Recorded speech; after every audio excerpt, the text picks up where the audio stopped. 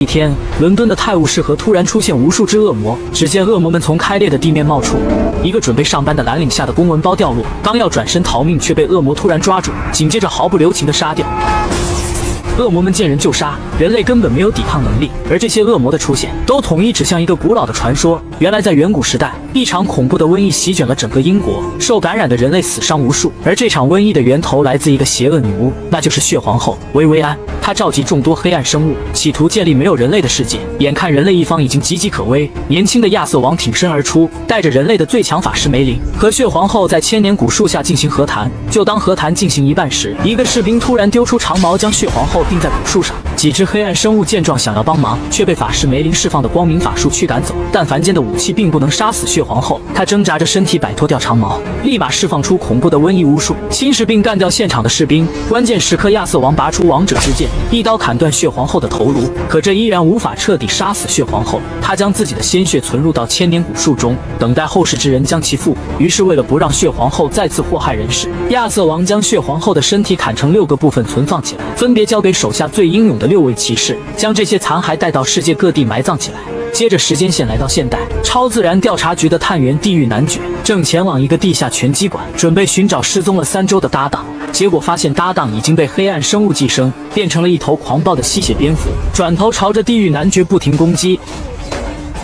场上的裁判吓得拿出十字架护身，结果却惹怒了吸血蝙蝠。关键时刻，男爵出手拦住。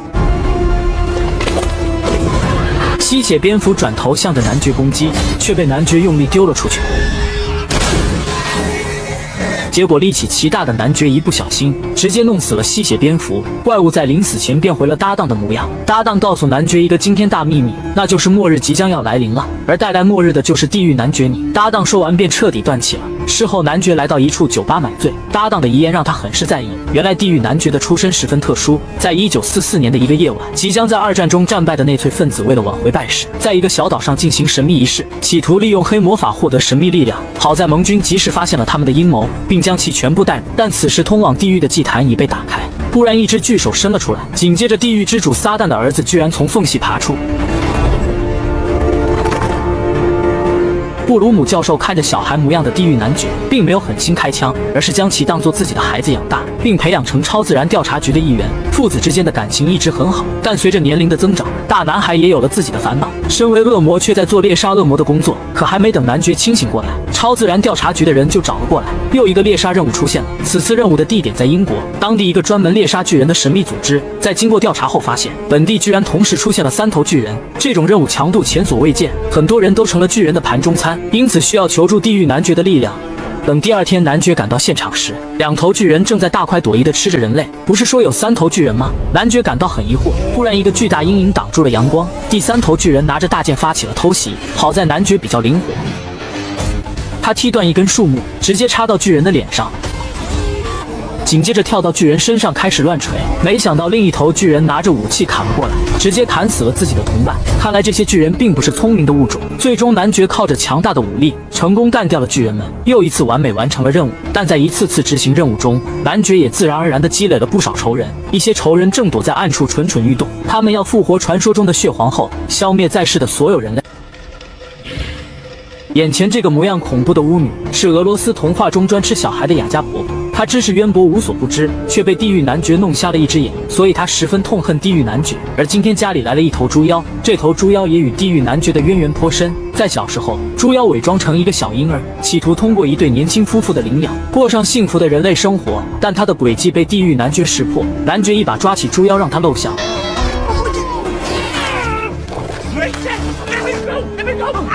最终，猪妖通过烟囱逃跑，才从男爵手中逃过一劫，但也因此失去了梦寐以求的人类生活，所以他也痛恨地狱男爵。雅加婆婆告诉猪妖，你可以复活血皇后，以此来打败地狱男爵。在一个夜黑风高的晚上，猪妖来到存放血皇后头颅的教堂，2位修道士听到敲门声前去开门，但小修道士感觉到不对劲，慌张地在黑板上写着：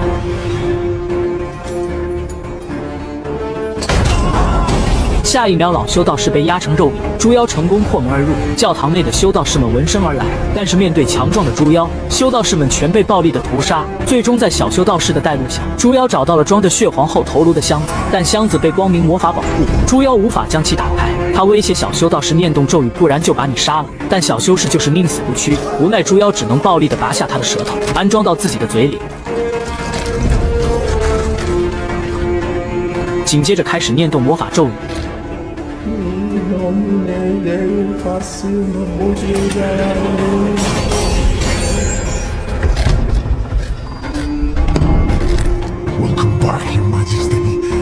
随着箱子的打开，被关几千年的血皇后终于再次苏醒。由于猪妖是在暗中行动，没受到太多阻拦，很快便收集到血皇后的大部分残肢。残缺的血皇后看着电视节目，感慨人类把地球搞得乱七八糟的。她向猪妖承诺，只要帮自己收集完身体，一定会增强猪妖的力量，并给全体黑暗生物一个全新的地球。猪妖听得振奋，又屠杀了一个教堂的人。但没想到男爵及时赶到，用力撞开大门，正好发现在偷拿箱子的猪妖。猪妖见躲不掉，想来应对，但男爵用力一拳就打烂了箱子。猪妖还想拿起断手跑路，但他的力气没有地狱男爵大，被死死摁在墙上无法动弹。猪妖赶紧隔空喊血皇后救他。下一秒，男爵身后突然出现亮光，血皇后的幻影出现在他面前。男爵一时间愣住，猪妖则趁机逃跑。血皇后开始蛊惑男爵，让他别再为人类卖命，人类只会骂我们是怪物，我们可以强联手统治地球，你做国王，我做皇后。说完这诱惑的条件，便施法消失在男爵眼前。男爵反应过来，举枪就射，血皇后没打到，却差点打中自己的伙伴。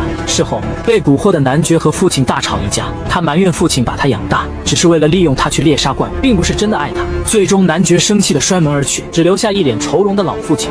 另一边，在身体全部收集完毕后，血皇后开始做康复手术。在一群恐怖老巫婆的帮助下，血皇后的身体被缝合起来。这个过程让她十分痛苦，一旁的猪妖也看得心痛。最终，血皇后成功复活，坐了起来。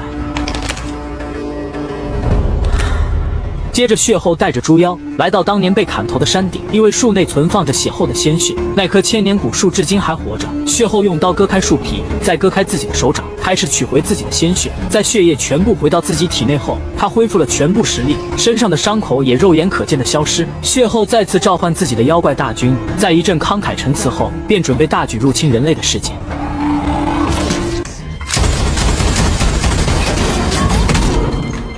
在得到血后的加强后，以前还瘦骨嶙峋的小猪妖变成了强壮无比的野猪王。看着一直欺负自己的地狱男爵，猪妖知道报仇的时候到了。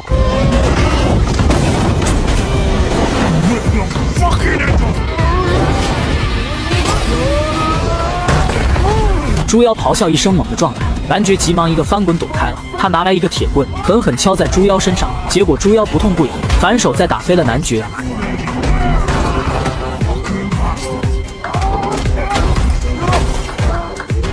接着两人进入抡拳互殴阶段，虽说双方都是力量型战士，但是加强的猪妖力气更大。很快地狱男爵就陷入劣势，被猪妖按在地上一路摩擦，并被獠牙挫伤了身体。眼看男爵不敌，同伴戴米奥上校只能帮忙。他可以变换成一只凶残的猎豹，但变形过程十分痛苦，因此他极少使用这种力量。这边正要干掉男爵的猪妖突然听到异响，转头一看时，一只猎豹突然扑来把他撂倒。戴米奥再次扑了上去，奈何这野猪皮实在太结实，根本无法破防。兄弟二人并肩作战，发起攻击。一时间，猪妖被打得陷入劣势。这时他突然抱住戴米奥，用力摔在墙上，晕了过去。没了兄弟的男爵很快再次被打倒。一旁的通灵少女爱丽丝只能干着急。猪妖拿起1吨重的石盘，准备将男爵砸死。这时身后突然传来一个声音，原来是血后来了。血后让猪妖放下石盘，留男爵一命，但这让猪妖很不爽，居然顶嘴了血后一句话。下一秒，血后举起一只手，开始收回猪妖的力量。最终，猪妖在声声哀求下，逐渐变成了一只小猪仔。而血后留下地狱男爵的原因，是为了激发他体内的恶魔之力，开启地狱通往人间的大门。但男爵对此并不领情。就在男爵挥拳打来时，血后突然大手一挥，紧接着用法力猛地将男爵砸下教堂。而教堂下方正藏着亚瑟王的王者之剑，以及已经死去几个世纪的亚瑟王。血后用极其妩媚的话语在男爵耳边不停蛊惑他拔出王者之剑。就在男爵即将拔剑之时，突然看到自己拔剑后变成魔王的景象，人类世界变成了可怕的地狱，到处充斥着人类的哀嚎。随后男爵清醒地拒绝了血后的蛊惑，血后听后失望地低下头。他抓来男爵的人类父亲，不顾男爵的苦苦哀求，当面将其杀害，这让男爵无比气愤。他拔出王者之剑想砍杀血后，但下一秒神剑却激活了他的恶魔之力。男爵头上的犄角开始快速生长，但形成完全体后，男爵已经失去理智，变成了地狱魔王。这时地狱通往人间的大门被打开，恶魔们也通过大门来到人类世界，开始肆意杀戮人类。一时间欢乐的街道充满了恐慌，宏伟的建筑也被恶魔摧毁。看着魔王形态的男爵，血后甚至主动下跪称臣。这时通灵少女爱丽丝来到死去的男爵父亲身边，召唤回父亲的灵魂。父亲的灵魂用喋喋不休的话语逐渐唤醒了男爵的理智。血后还想继续蛊惑心智，但恢复的男爵突然挥剑砍断他的头颅，随即他把神剑插回地上，关闭了地狱的大门。所有跑出来的恶魔也被一股无形力量拖回地狱。男爵掰断头上的恶魔犄角，拿着血后这个疯婆子的头颅丢进了充满岩浆的地狱，让其永远无法重生。而影片的最后，父亲向男爵进行了道歉，因为自己一直是个杀手，并不知道怎么教育孩子。但我爱你这一点可以肯定的，而接下来的路你必须要自己走。